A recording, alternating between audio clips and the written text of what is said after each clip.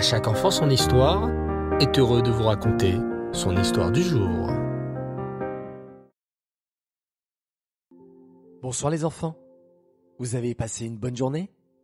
Baruch Hashem. Ce soir, je vais vous raconter une très belle histoire sur la confiance en Hachem. Écoutez attentivement. Il y a environ 250 ans, dans un petit village en Russie, près de la célèbre ville de Mézibouz, vivait un auberge juif. Cet aubergiste était en apparence un homme simple, qui n'avait pas de qualité particulière. Mais ses proches et ses amis avaient remarqué que toutes ses paroles se réalisaient. Tout celui qui avait besoin d'une beracha pour la santé, la parnassa, des enfants, se rendait chez cet aubergiste et toutes ses bénédictions se réalisaient. Quel mérite extraordinaire, n'est-ce pas? En ce temps-là, vivait dans la ville de Mézibouz le grand rabbi de Apta, qu'on appelait le Rav Akadosh de Apta. Ses chassidim vinrent lui raconter qu'il y avait non loin de là un homme simple dont toutes les bénédictions se réalisaient. Et le grand Rav pensa: il faut que j'aille voir ce juif si spécial. Je ne pense pas qu'il soit si simple que cela. Je vais aller lui rendre visite et me rendre compte par moi-même ce qu'il en est. Lorsqu'il arriva au petit village, le grand tzaddik se rendit chez l'aubergiste et lui demanda: dis-moi, mon cher ami, par quel mérite as-tu reçu la force extraordinaire que toutes les paroles que tu prononces se réalisent? L'aubergiste répondit avec simplicité: c'est grâce à ma émouna, à ma foi en Hachem. Oh, raconte-moi un peu, comment tu vis, s'il te plaît, lui demanda le grand Rav. Eh bien, répondit l'aubergiste, j'ai toujours eu une grande confiance en Hachem. Chaque fois qu'il m'arrivait quelque chose, j'ai toujours gardé ma confiance car je savais qu'Hachem allait me venir en aide. Ainsi, j'ai toujours donné beaucoup de tzedaka aux pauvres et lorsque j'étais dans une situation financière difficile et que je manquais d'argent, je faisais un effort supplémentaire pour donner encore plus d'argent aux pauvres que d'habitude. Le Rav Akadosh de Apta écoutait attentivement et l'aubergiste continua en toute simplicité. Il y a aussi la mitzvah de Arnasat Ochim, accueillir les invités, que j'essaye d'accomplir de la meilleure manière possible. Une fois, alors que des invités venaient d'arriver chez moi et que j'étais en train de les servir et de les installer, j'ai entendu qu'on frappait à la porte. Je suis allé ouvrir, c'était le messager du grand ministre de la ville qui me convoquait en toute urgence. « Si vous ne venez pas immédiatement, le ministre vous jettera en prison », m'a-t-il annoncé d'une voix ferme et menaçante. Mais comment pouvais-je laisser les invités qui étaient venus chez moi? Comment pouvais-je délaisser la grande mitzvah de Arnasat Ochim? Continua l'aubergiste. J'ai décidé de rester à la maison pour m'occuper de mes invités. Et lorsqu'ils sont partis, je me suis rendu chez le ministre.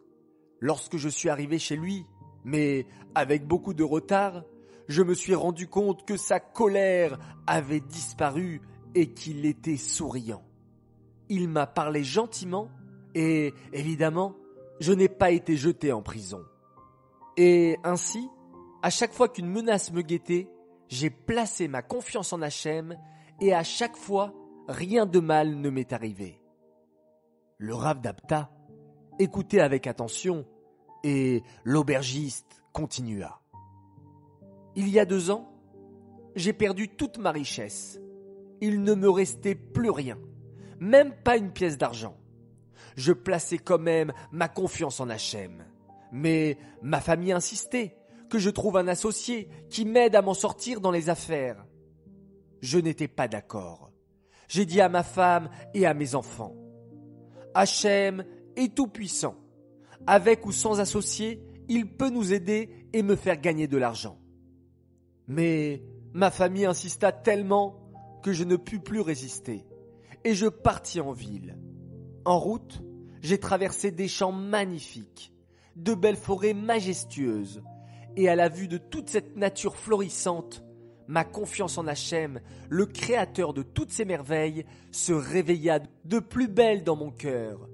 Je m'adressai alors à Hachem du plus profond de mon cœur en levant les yeux vers le ciel.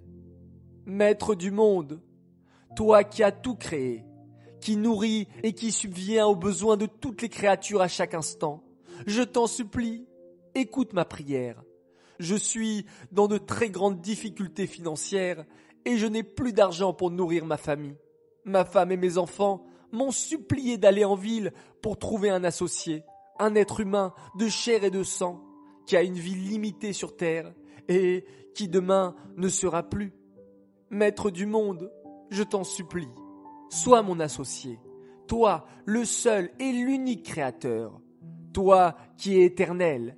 Envoie-moi ta bénédiction, et tout ce que je gagnerai, je le diviserai en deux, une moitié pour toi et l'autre moitié pour moi, ton humble serviteur, afin que je puisse subvenir aux besoins de ma famille. Et avec la moitié qui te sera destinée, Hachem, je la distribuerai parmi les pauvres de la ville et les érudits qui étudient la Torah. Lorsque j'ai terminé ma prière, j'ai mis ma main dans ma poche et j'ai senti une pièce au fond de la poche. Je l'ai sortie et j'ai vu qu'il s'agissait d'une pièce en argent pur. Je suis alors rentré chez moi et j'ai dit à ma famille que j'avais trouvé un associé immensément riche. « Regardez !» je leur ai dit.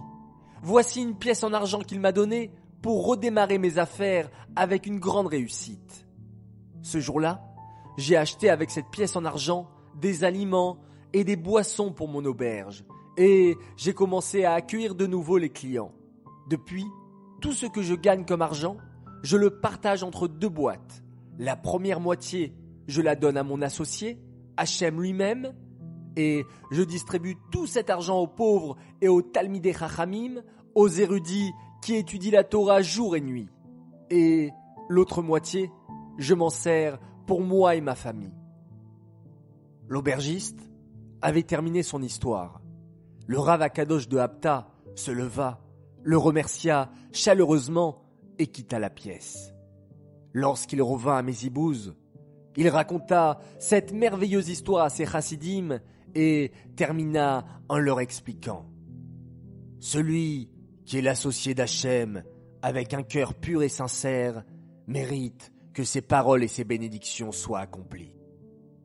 Alors nous aussi, chers enfants, faisons de Hachem notre associé, et comme cela, toutes nos bénédictions s'accompliront. Amen. J'aimerais dédicacer cette histoire pour une refoua shelema, pour une guérison complète et rapide pour un garçon merveilleux qui s'appelle Yochanan Ephraim Hanina Ben Yael. On répète les enfants, refoua shelema, les Yochanan Ephraim Hanina Ben Yael. Une bonne guérison de la part de tes frères et sœurs, Dov Yehoshua, Etialuna Mazal et Mendel Avram Yitzhak Levi. Voilà les enfants, avec toutes nos prières et par votre mérite, qu'Akadosh Baruch Hu apporte à ce garçon une très très bonne santé. J'aimerais à présent souhaiter plusieurs grands Mazal Tov. Alors Mazal Tov tout d'abord a une grande fille qui fête ses 14 ans. Elle s'appelle Margalit Sananes. Mazal Tov de la part de toute sa famille qui l'aime très fort. Mazal Tov également à Tali Bouskila qui a fêté ses 7 ans. Toute sa famille l'aime très très fort. C'est une fille formidable, pleine d'entrain et qui aime beaucoup aider sa maman pour le ménage. Papa et maman te souhaitent beaucoup de réussite.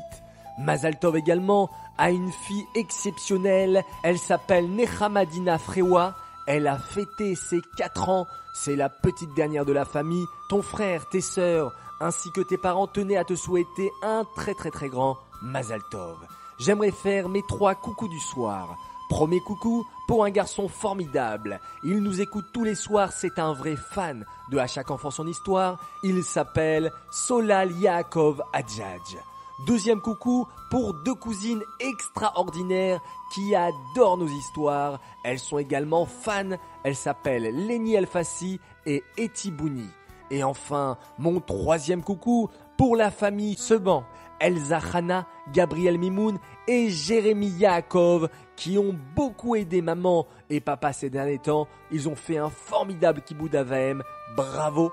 Et on espère que votre petit frère Shimon puisse suivre votre exemple. Papa et maman sont très fiers de vous et vous aiment énormément.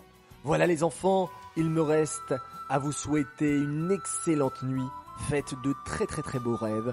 On se retrouve demain soir pour une autre histoire. Et oui, on ne s'arrête pas, on continue toujours. Mais Khaïl, El Khaïl, de niveau en niveau. Et on progresse tous ensemble comme cela. Maintenant, place au Shema Israël. Laïla Tov.